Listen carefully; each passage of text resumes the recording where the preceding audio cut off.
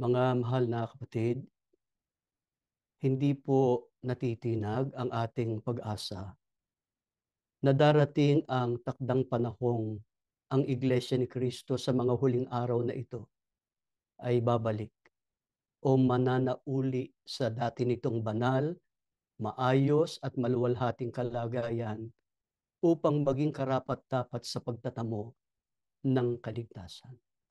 Ang pag-asa nating ito ay nakasalig sa mga katotohanang nakasulat sa Biblia. Ito po ang pag-aaralan natin sa leksyong ito. Minabuti po naming talakaying muli ang paksang ito sapagkat mayroong mga tumindig din nung una upang ipanawagan at ipakipaglaban ang restoration ng iglesia. Subalit, nagwakas sa separation o paghiwalay sa iglesia. Nanawagan sila sa mga kapatid na lumabas na sa iglesia at sumama sa kanilang grupo sapagkat sila raw ngayon ang tunay na iglesia ni Kristo. At ang iglesia raw ngayon ay lubos ng natalikod tulad ng nangyari sa unang iglesia ni Kristo. Meron namang grupo na nagtayo na ng sarili nilang assembly. Kanilang ipinarehistro at nagturo na ng mga aral na hindi naman tinanggap sa sugo. Ang kanilang katwiran, kulang daw ang itinuro ng sugo sa ikapagtatamo ng kaligtasan. Hindi po tayo babanggit ng partikular na pangalan ng mga individual o grupo na iba na ang paninindigan upang tayo ay makapagtuon ng pansin sa mga katotohanang nakasulat sa Biblia. Ngunit upang mailahad natin ang ating paninindigan sa naturang issue, hindi po natin maiiwasang bumanggit ng dahilan ng marami kung bakit nagbago ang kanilang paninindigan. Sinasabi po nila na maling-mali raw tayong mga taga-EGM sa pagsasabi na ang Iglesia ni Cristo ngayon ay maaari pa ring ma-restore o makabalik sa dati nitong banal, maayos at maluwalhating kalagayan dahil hindi naman daw nalulunasan ang bumangong mga suliranin at kaguluhan, sa halip ay patuloy pang lumalala. Inihahalin tulad nila ang iglesia ngayon sa isang bahay na natayo sa buhanginan na lubos ng nawasak ng bagyo, baha at malakas na hangin. Inihahalin tulad din nila ito sa isang taong naghihingalo na at hindi na gagaling pa, kundi mamamatay na. Samantala, sinasabi ng mga nagtiwalag at nang uusig sa atin na ang iglesia ay nananatiling malakas at matagumpay at naging mas maluwalhati pa kaysa dati. Kaya hindi raw ito nangangailangan ng restoration o pagpapanumbalik sa dati nitong kalagayan. Bagaman marami sa mga inaangkin nilang pagtatagumpay ay walang kinalaman sa tunay na espiritual na pagtatagumpay o sa tinutukoy ng Biblia na parada ng pagtatagumpay at tiyak na hindi para sa kaluwalhatian ng Diyos. At ito ay pinatutunayan ng kasalukuyang mga kaganapan o mga pangyayari sa iglesia. Nakalulungkot po na ang kanilang empty claims o hungkag na pag-aangkin ang naging batayan nila sa paggigiit na ang iglesia ay hindi nangangailangan ng restoration o healing. Nasa Biblia ba ang restoration o pagpapanumbalik at healing o pagpapagaling sa bayan ng Diyos? Bago po natin ito sagutin, ay alamin muna natin kung ano ang kahulugan ng restoration at healing. Ano ang kahulugan ng restoration at healing? Sa English language learners, ganito po ang ibinibigay na definisyon ng restoration. The act or process of returning something to its original condition by repairing it, cleaning it. Sa Tagalog, ang restoration o pagpapanumbalik ay akto o proseso ng pagbabalik ng isang bagay sa orihinal nitong kalagayan sa pamamagitan ng pagkukumpuni o pagsasaayos at paglilinis nito. Yun namang healing, ito po ang kahulugan. The process of making or becoming sound or healthy again. Sa Tagalog, ang healing o pagpapagaling ay ang proseso ng paggawa upang maging malusog na muli. Mga mahal na kapatid, ang pagpapanumbalik o restoration ay kailangan kapag ang isang bagay ay nawala sa orihinal o dati nitong kondisyon o kalagayan. O kaya ay nasira, nagkamansa, o nagkadungis. Samantalang ang pagpapagaling ay kailangan kapag yung dating malusog ay nawala sa dating kalusugan. Ang alamin po natin ngayon, yung bang kahulugan ng pagpapanumbalik at pagpapagaling ay nasa Biblia din kapag inilapat sa bayan ng Diyos? Bakit po may mga pagkakataong ang bayan ng Diyos ay nangangailangan ng pagpapagaling o pagpapanumbalik? Magsimula po tayong bumasa sa Aklat ng Jeremias, Kapitulo 8, 21 hanggang 22. Ganito ang nakasulat. Dahil sa sugat ng anak na babae ng aking bayan ay nasasaktan ako. Ako'y luksa. Ako'y natigilan. Wala bagang balsamo sa Galaad? Wala bagang manggagamot doon? Bakit nga hindi gumagaling ang anak na babae ng aking bayan? Kung babasahin po natin ang buong kapitulo o kabanata na ating binasa, ang mga tao ng Diyos nung una ay nagkasakit at nasaktan o nasugatan dahil naakay at napunta sila sa maling direksyon o naligaw. Kaya nagtanong ang Diyos, wala bang balsamo o gamot sa Galaad? Wala bang manggagamot doon? Bakit nga hindi gumagaling ang aking bayan? Ano po ba ang nangyari sa unang bayan ng Diyos, sa Israel, na nagpalubha ng kanilang sugat o sakit dahil ang gamot ay hindi inilapat sa kanila ng mga manggagamot o ng kanilang mga pinuno o mga tagapanguna?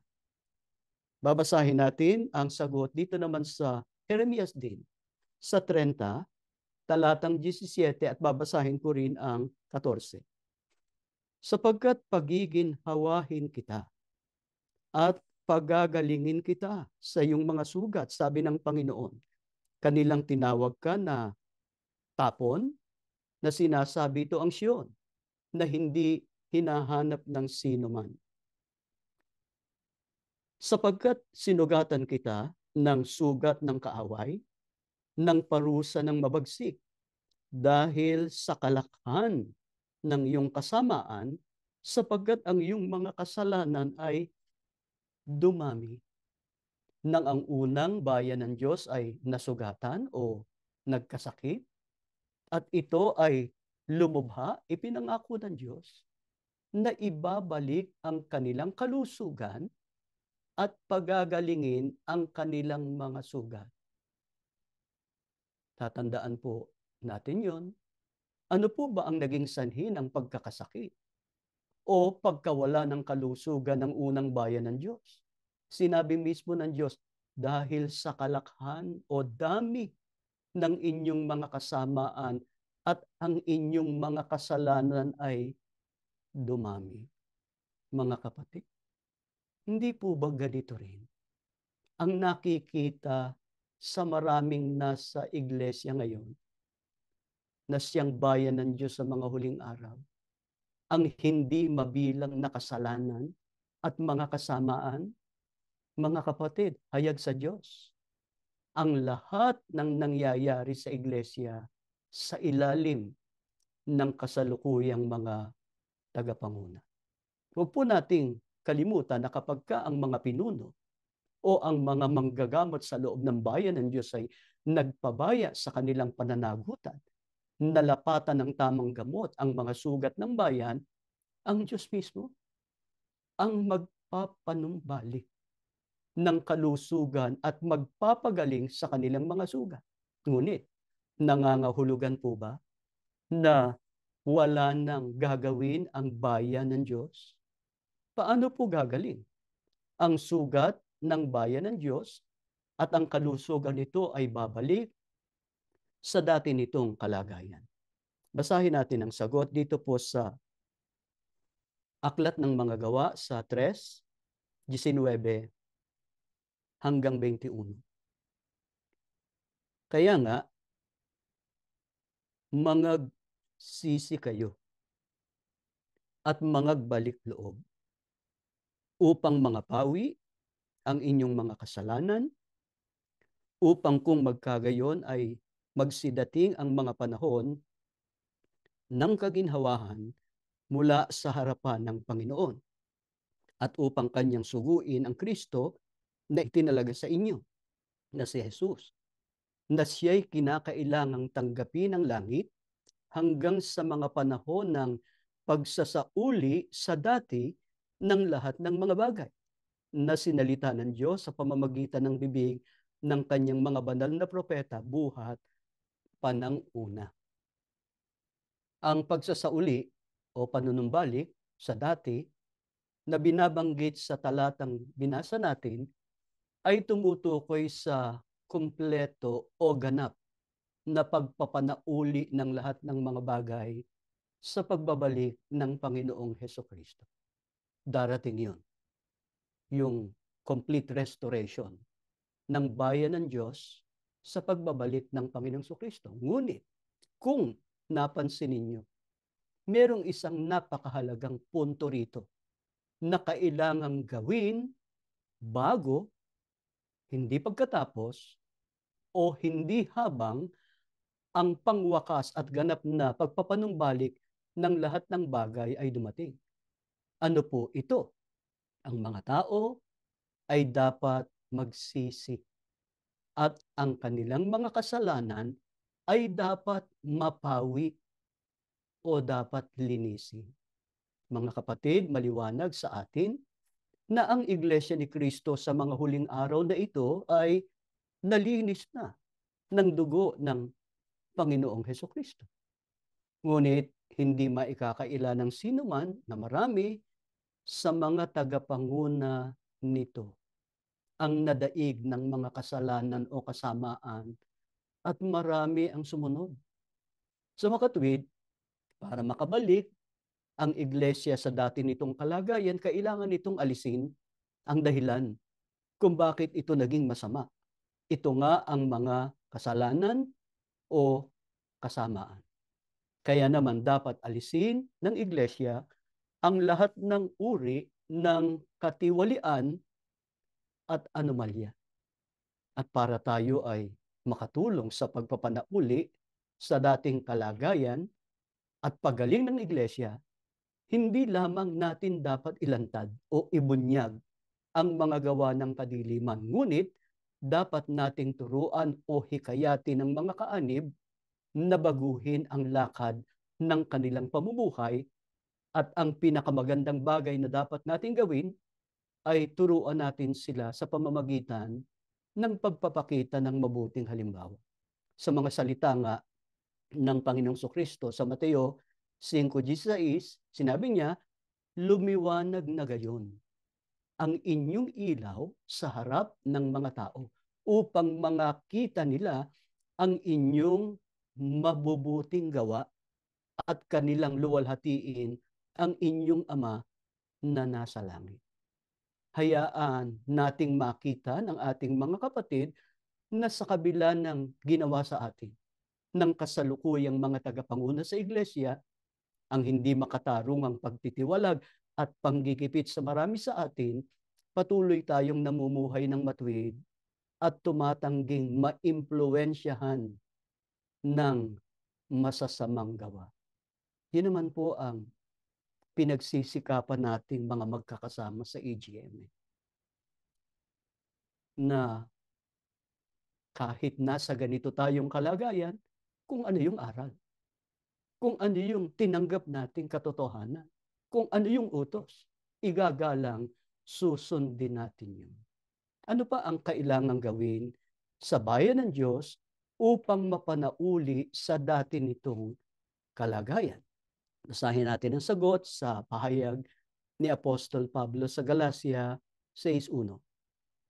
Mga kapatid, kung ang sino man ay masumpungan sa anumang pagsuway, kayong mga sa Espiritu ay inyong papanumbalikin ang gayon sa Espiritu ng kahinhinan na iyong pagwariin ang iyong sarili, baka ikaw naman ay matukso.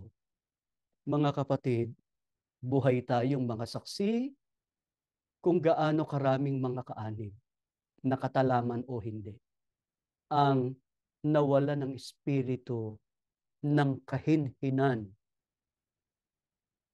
o kahinahunan. Sa halip na sundin ang doktrina na kung ang sino man ay masumpungan sa anumang pagsuway o paglabag, kayong mga sa espiritu ay inyong papanumbalikin ang gayon sa espiritu ng kahinhinan o kahinahunan. Ang suliranin,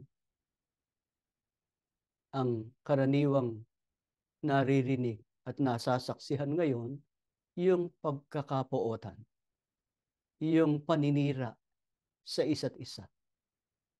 Ang ilan ay gumagamit pa ng karahasan laban sa mga kapatid na itinuturing nilang mga kaaway.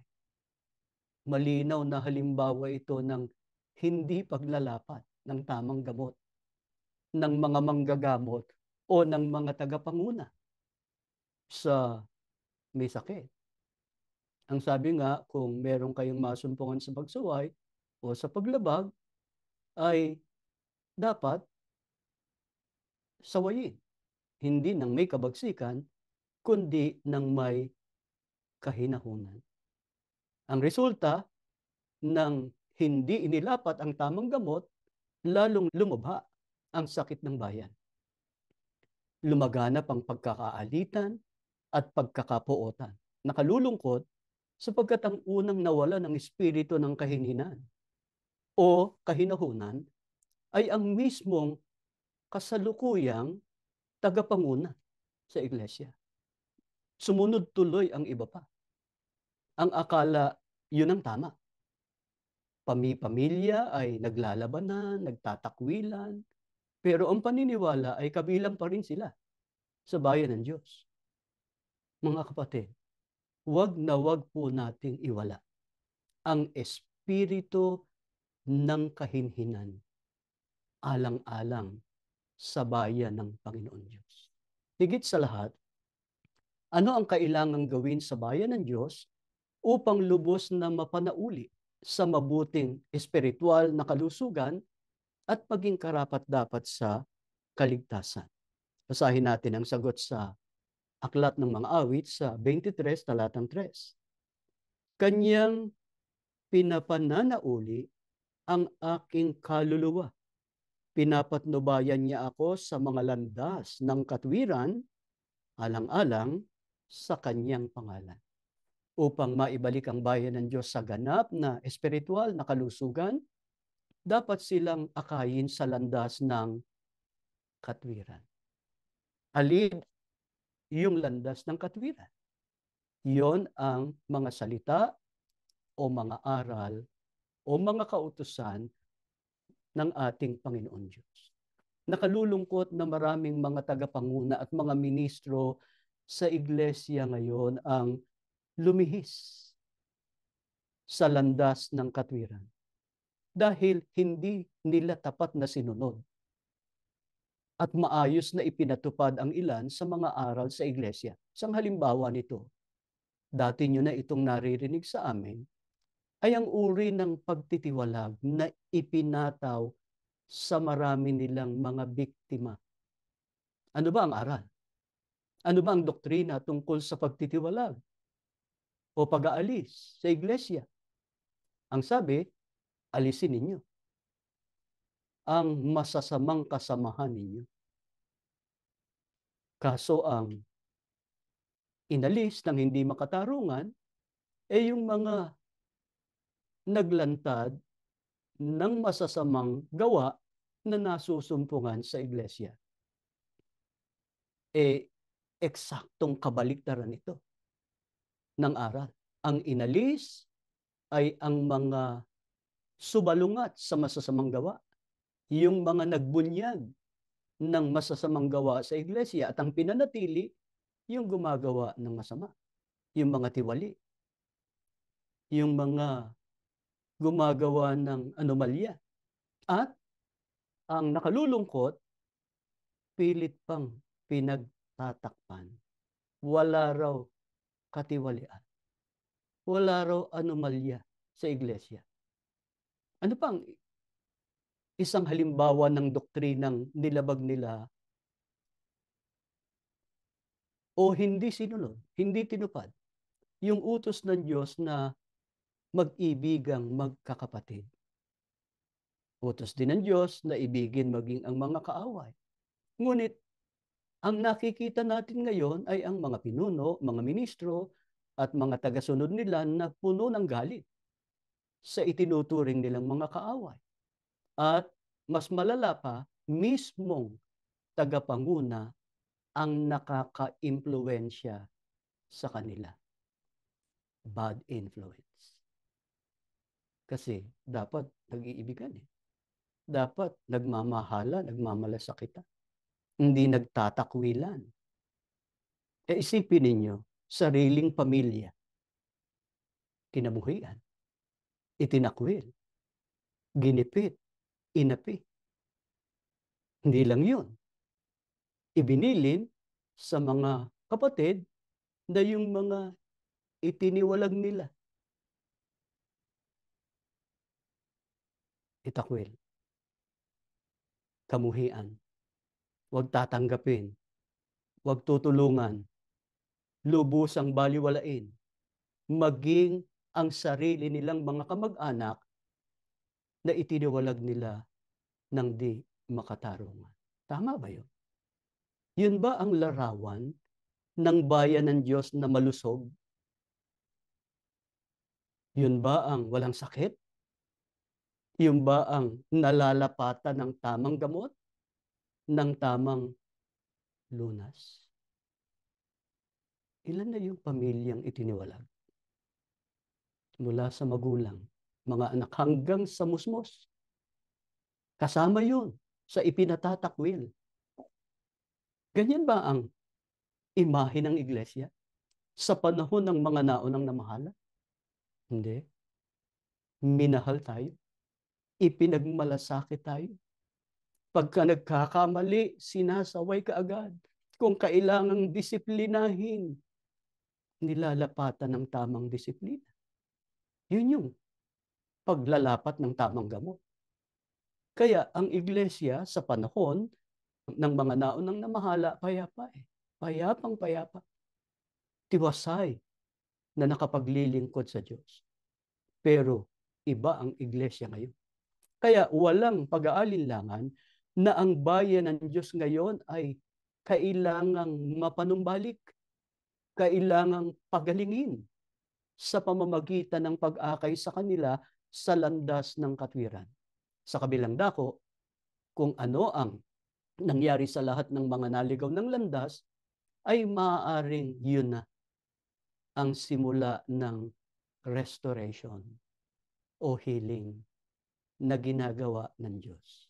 Tandaan po natin, ang kahulugan ng restoration o pagpapanumbalik, ito ay nagsisimula sa paglilinis o pagsasaayos at pag-aalis sa mga hindi karapat-dapat. Doon sa mga nagdudulot ng dungis sa imahe, sa kabanalan ng iglesia. Ano po ang higit sa lahat? Ang dahilan kung bakit kailangang malinis, maiayos, at mapanauli ang bayan ng Diyos o ang iglesia sa dati nitong kalagayan, kaya ang lahat ay dapat na lubos na magsisi at tumalikod sa mga kasalanan. Basahin natin ang sagot dito sa Efeso sa 5 talatang 27. Upang ang iglesia ay maiharap sa kanyang sarili na maluwalhati, na walang dungis o kulubot o anumang gayong bagay, kundi ito'y nararapat maging banal at walang kapintasan. Mga kapatid, binibigyan diin ng talatang ito na ating binasa ang pangangailangan na mapanauli ang iglesia sa dati nitong banal, maayos at maluwalhating kalagayan. Bakit po? Sapagkat ang iglesyang makakaharap sa Panginoong Kristo sa kanyang muling pagparito ay ang iglesyang maluwalhati, walang dungis o kulubot o anumang gayong bagay, kundi ito ay nararapat maging banal at walang kapintasan. Ito po yung kalagayan ng iglesia na pinagsakitan ng mga naunang namahal na mapanatili hanggang sa kanilang pagpanaw. Pero nasira ang imaheng ito ng kasalukuyang mga tagapanguna. Maaaring hindi nila aminin, hindi nila tanggapin ang sinasabi nating ito. Pero tingnan ninyo ang iglesia ngayon. Dinungisan nila ang iglesia. Nilapastangan nila ang iglesia. Pinagsamantalahan nila ang iglesia. Lalo na ang pananalapi nito. Mga kapatid, malibang ang iglesia ay mapanauli o maibalik sa kanyang dating kabanalan o kalinisan, hindi ito magiging karapat-dapat sa pagharap sa Panginoong Kristo sa muling pagparito niya. Kaya kailangang magkaroon muna ng restoration para makaharap ang iglesia na karapat-dapat sa pagbabalik ng Panginoong Kristo. Ano po ang dapat nating hilingin sa ating Panginoon Diyos ngayon na gawin niya sa kanyang bayan sa mga huling araw na ito? Basahin natin ang nakasulat sa awit sa 51 talatang 12.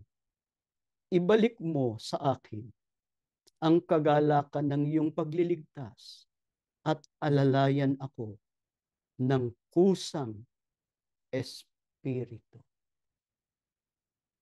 Mga kapatid, napakaraming bagay na hinihiling natin sa Diyos na ibigay sa atin. Hinihiling natin sa Kanya na bigyan tayo ng pang-araw-araw nating pangangailangan. Pagpalain ng ating pamilya at bigyan ng magandang kinabukasan ng mga anak natin. Ngunit, higit sa lahat ng mga bagay na ito, dapat nating hilingin sa Kanya na ibalik sa Kanyang bayan ang kagalakan ng Kanyang pagliligtas at alalayan niya tayo ng kusang espiritu. Ito po ang nawala sa pagsamba ng iglesia, sa mga gusaling sambahan, sa panahon ng pagsamba. Yung pag-alalay, yung pakikisama ng Espiritu Santo. Sa panahon ng mga naunang namahala, buhos ang kapangyarihan ng Diyos. Ang pakikisama ng Espiritu Santo sa bawat pagsamba. Ang totoo, pagka ang nangangasiwa noon ay ang sugo at ang kapatid na Eranio Manalo, pumapasok pa lang sila sa tribuna. Natatanaw pa lang sila ng mga kapatid. O kahit hindi pa sila nakikita, damang-dama ng mga sumasamba ang malakas na kapangyarihan ng Panginoon Diyos. Ganun ba ngayon? Kailangan pang pakiusapan ang mga kapatid na dumalo sa Webex sapagkat ang mga ngasiwa ay ang tagapamahalang pangkalahatan. Nasaan ang kasabikan? Kaya sabik ang mga kapatid noon sa bawat pagsamba sa panahon ng mga naunang namahala, pinupuspos ng Diyos, ng Espiritu Santo. Maaga pa, pumupunta na ang mga kapatid sa pagsamba sapagkat tinatamo nila doon ang lakas mula sa kapangyarihan ng Diyos. Mababalik lamang ito kung ang hinihingi ng Biblia para sa kumpletong pagpapanumbalik at pagpapagaling sa iglesia ay matutugunan. Ano-ano po yun? Dapat napagsisihan ng bawat tao ng Diyos ang kanilang mga kasalanan at lubos ng magbagong buhay. Taglaying muli ang espiritu ng kahinhinan o kahinahunan at bumalik sa landas ng katwiran. Maaari pong may mga nag-aalinlangan pa rin at iginigiit na hindi maibabalik ang iglesia sa maluwalhati nitong kalagayan dahil sa takbo ng mga pangyayari. Tulad ng pagkabaon ng iglesia sa malaking pagkakautang sa mga bangko. Marami ng mga ari-arian ang naisanla o naipagbili. Lalo na ngayon na bumagsak ang abuloy o handog sa pinakamababang antas nito. Kaya nga, kailangang pag-ibayuhin ang paghingi sa mga kapatid at ang pangingilak ng sari-saring donasyon. Kaya, itinatanong nila, paano pa maisasalba ang iglesia at mababalik sa dati nitong kaluwalhatian? Mga kapatid, huwag po nating kalilimutan na ang iglesia ay nagsimulang lubhang mahirap o wala ng anumang bagay. Nag-iisa ang kapatid na Felix Manalo. Ni hindi nga niya nabayaran kaagad yung 5 sentimong pamasahe niya sa bangka para pumunta sa kabilang ibayo ng ilog at simulan ang kanyang misyon. Ang mga unang kaanib sa iglesia ay nagtitipon sa maliit na sambahan na yari sa kawayan at iba pang native at murang materyales. Noon, walang sino mang nakaisip na makaaabot ang iglesia sa maluwalhating kalagayan nito na tinamasa sa loob ng halos 1 siglo o 100 taon sa panahon ng pamamahala ng sugo hanggang sa panahon ng pamamahala ng kapatid na Eranio Manalo. Gayunpaman, nangyari yon sapagkat tinupad ng Diyos ang kanyang mga pangako sa kanyang huling sugo at sa gawaing ipinagkatiwala niya sa kanya. Hindi po inangkin ng mga naunang namahala na ang pagtatagumpay ng iglesia ay dahil sa kanila. Hindi. Lubos nilang sinasampalatayanan gawa ng Diyos yun sa iglesia. Meron din bang kasamang pangako ang Diyos sa kanyang bayan na ibabalik niya? Kung sakali mang may nawala dahil sa kapabayaan, dahil sa kawalang malasakit ng kasalukuyang pamamahala, ano po ang ipinangako ng Diyos na ibabalik niya sa kanyang bayan pagka ito ay napanauli sa dati nitong malinis, maayos na kalagayan o lubos ng gumaling sa kanyang karamdaman? Pakinggan niyo sagot dito sa Deuteronomio sa 32:2-3, itutuloy ko sa 8-11. At magbabalik ka sa Panginoon mong Diyos at iyong susundin ang kanyang tinig ayon sa lahat na iniuutos ko sa iyo sa araw na ito, ninyo at ng inyong mga anak, ng iyong buong puso at ng iyong buong kaluluwa. Ay babawiin nga ng Panginoon mong Diyos ang iyong pagkabihag at mahahabag sa iyo at ibabalik at titipunin ka sa lahat ng mga bayang pinagkalatan sa iyo ng Panginoon mong Diyos. At ikaw ay babalik at susunod sa tinig ng Panginoon at iyong gagawin ang lahat ng kanyang mga utos na aking iniuutos sa iyo sa araw na ito. At pasasaganain ka ng Panginoon mong Diyos sa lahat ng gawa ng iyong kamay, sa bunga ng iyong katawan, at sa anak ng iyong bakahan, at sa bunga ng iyong lupa sa ikabubuti, sapagkat paggagalaking ka uli ng Panginoon sa ikabubuti mo gaya ng kanyang iginalak sa iyong mga magulang. Kung iyong susundin ang tinig ng Panginoon mong Diyos upang tuparin mo ang kanyang mga utos at ang kanyang mga palatuntunan na nasusulat sa aklat na ito ng kautusan.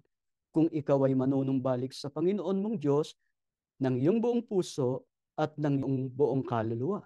Sapagkat ang utos na ito na aking iniutos sa iyo sa araw na ito ay hindi totoong mabigat sa iyo ni malayo. Mga kapatid, may pangako ang Diyos na kapag ang kanyang mga anak ay bumalik sa kanya at sumunod sa kanya ng buong puso at buong kaluluwa, ayon sa lahat ng iniutos niya sa kanila, ibabalik niya ang kanilang mga kapalaran. At lahat ng nawala sa kanila at pasasaganain sila sa lahat ng gawa ng kanilang mga kamay. Mga kapatid, ipanalangin natin sa Ama na ang lahat ng mga naligaw, tagapanguna man, mga ministro, mga may tungkulin, o mga kaanib ay magsisi at ganap na magbago bago mahuli ang lahat sa kanila. Lubos po tayong sumasampalataya na kapag ka natugunan natin ang mga kondisyong hinihingi ng Diyos sa atin, ay tutuparin niya ang kanyang mga pangako na ibabalik niya ang iglesia sa dati nitong kalagayan at ibabalik din niya ang lahat ng nawala sa kanyang bayan. Wala pong imposible sa Diyos. Napakadali sa kanya na ibalik ang lahat ng mga bagay na nawala sa iglesia. Pero kailan tutuparin ng Diyos ang pangako niyang pagpapagaling o pagpapanumbalik ng kanyang bayan sa dati nitong kalagayan? Pakinggan niyo nakasulat sa unang Pedro sa 5:6-7. Kaya't kayo'y mga pakababa sa ilalim ng makapangyarihang kamay ng Diyos, upang kayo'y kanyang itaas sa kapanahunan, na inyong ilagak sa kanya ang lahat ng inyong kabalisahan, sapagkat kayo'y ipinagmamalasakit niya. Nangako po ang Diyos na ang mga lingkod niyang nagpapakababa sa ilalim ng kanyang makapangyarihang kamay o nagkaroong muli ng mahinhin espiritu ay itataas o dadakilain sa takdang panahon, sa panahon ng Diyos. Bakit po tiyak na gagawin ng Diyos yun? Ang sabi ng Biblia, sapagkat kayo ay ipinagmamalasakit niya. Mga kapatid, totoong-totoo ito. Magpahanggang ngayon na ang iglesia ay dumadaan sa napakalaking pagsubok, hayag na hayag ang pagmamalasakit ng Panginoong Diyos sa atin. Kaya nga nakapagpapatuloy pa tayo sa ating masiglang paglilingkod. Nakasasamba tayo. Nakatanim sa ating puso't isipan ang mga aral niya. Hindi tayo nakalilimot sa alinman sa mga aral na itinuro sa atin ng mga naunang namahala. Pinagsisikapan natin maingatan ang kalinisan, ang kabanalan ng iglesia. Kaya nga nandito tayo sa kasalukuyan nating kalagayan. Pinuna natin. Ibinunyag natin. Inilantad natin yung mga katiwaliang nasumpungan natin sa iglesia, sapagkat ang nais natin maingatan ang kalinisan, ang kabanalan ng iglesia na ipinagmalasakit ng sugo at ng naunang namahala. Kaya, bago tayo magtapos, may inaasahan ng Diyos sa atin para makita natin ang katuparan ng kanyang pangako ng pagpapanumbalik ng bayan niya sa dating kalagayan nito. Ano po yung inaasahan ng Diyos sa bawat isa sa atin. Digin ninyo ang huling talatang babasahin ko sa Isaiah 40:31. Ganito ang sinasabi. Ngunit silang nangaghihintay sa Panginoon ay mangagbabagong lakas. Sila'y paiilang lang na may mga pakpak na parang mga agila. Sila'y magsisitakbo at hindi mga papagod. Sila'y magsisilakad at hindi manganghihina. Mga kapatid, ang pagpapagaling o pagpapanumbalik sa iglesia sa banal, maayos at maluwalhating kalagayan ay maaaring hindi kaagad dumating. Subalit, tiyak na darating yun sa takdang panahon ng Diyos. Manghawak po tayo sa pangako niya, sa mga naghihintay o umaasa sa Kanya, na Kanya tayong itataas o dadakilain sa kapanahunan. Gaano po kahalaga ang matyagang paghihintay sa Panginoon, ang sabi ng Biblia, silang naghihintay o umaasa o lubos na nagtitiwala sa Panginoon ay mangagbabagong lakas. Sila'y paiilang lang na may mga pakpak na parang mag-aagila. Sila'y magsisitakbo at hindi mga papagod. Sila'y magsisilakad at hindi manganghihina. Ganito po katatag ang kalagayan ng lahat ng mga kaanib sa Iglesia ni Cristo na naghihintay o lubos na umaasa sa Panginoon sa kabila ng maraming tiisin o mga pagsubok. Walang kapaguran sa pagtupad ng kanilang mga tungkulin. Matyaga. Ayon nga sa pagpapakilala ng Biblia, sa bunga ng pangangaral ng sugo sa mga huling araw, mababasa natin sa aklat ng Apokalipsis na ang bunga ng sugo sa mga huling araw ay matyaga sa pagtupad ng mga utos ng Diyos at matyagang nag-iingat ng kanilang pananampalataya hanggang sa dumating ang araw ng pag-aani o ang araw ng paghukom. Tinutupad naman ng Diyos ang kanyang mga pangako na kapag ang kanyang bayan sa mga huling araw na ito ay dumaraan sa mabibigat na pagsubok gaya ng ginto na pinadadaan sa apoy upang maging dalisay, sasagutin niya tayo kapag tayo'y tumawag. Hindi niya tayo pababayaan sapagkat tayo ay kanyang bayan. Mga kapatid, hindi nagbabago ang katotohanang itinuturo ng Biblia na ang Iglesia ni Cristo sa mga huling araw na pinangunahan ng kapatid na Felix Manalo ang siyang tunay na Iglesia ni Cristo. Ang huling bayan ng ating Panginoon. Ito ang daratnan ng Panginoong Kristo. Dito magmumula ang mga maliligtas, ang mananahan sa piling niya at sa piling ng ating Ama. Kapit lang tayo, mga kapatid, sa ating pag-asa, sa ating pagtitiwala sa Diyos at sa Kanyang magagawa. Patunayan natin yan sa pamamagitan ng panghahawak sa ating kahalalan. Ingatan natin ang kabanalan ng ating pagka-Iglesia ni Cristo. Bago tayo manalangin, sumama po tayo sa pag-awit ng ating kahalalan.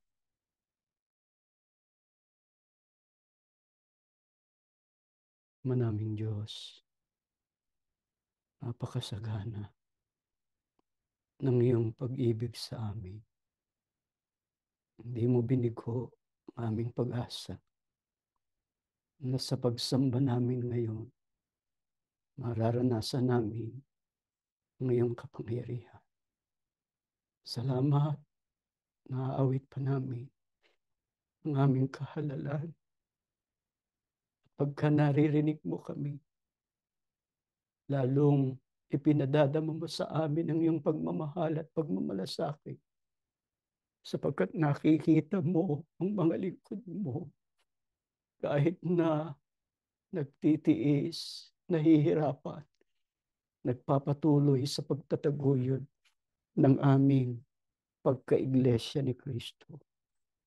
Ama, makaasa ka na hanggang sa dumating ang aming kamatayan, magpapatuloy kami sa pagtatapat, sa pagsunod sa iyong mga aral. May mga sandali dahil sa pagiging tao, may mga kahinaan kami, nagkukulang kami, nagkakamali, nagkakasala. Subalit pagka isinuko namin ang aming sarili sa iyo, agad kang naaawa sa mga lingkod mo. Hinahaplos mo ang aming puso para ipadama na pinapatawad mo kami at muli mo kaming tinatanggap. Salamat, Ama, sa pananampalatayang biyaya mo sa amin. Ito ang ipinamulat namin sa mga anak namin, kaya kasama namin silang naninindigan. Subalit nalulungkot kami sapagkat merong ilang sambahayan na hindi na nakatagal dahil sa mga nangyayari sa iglesia.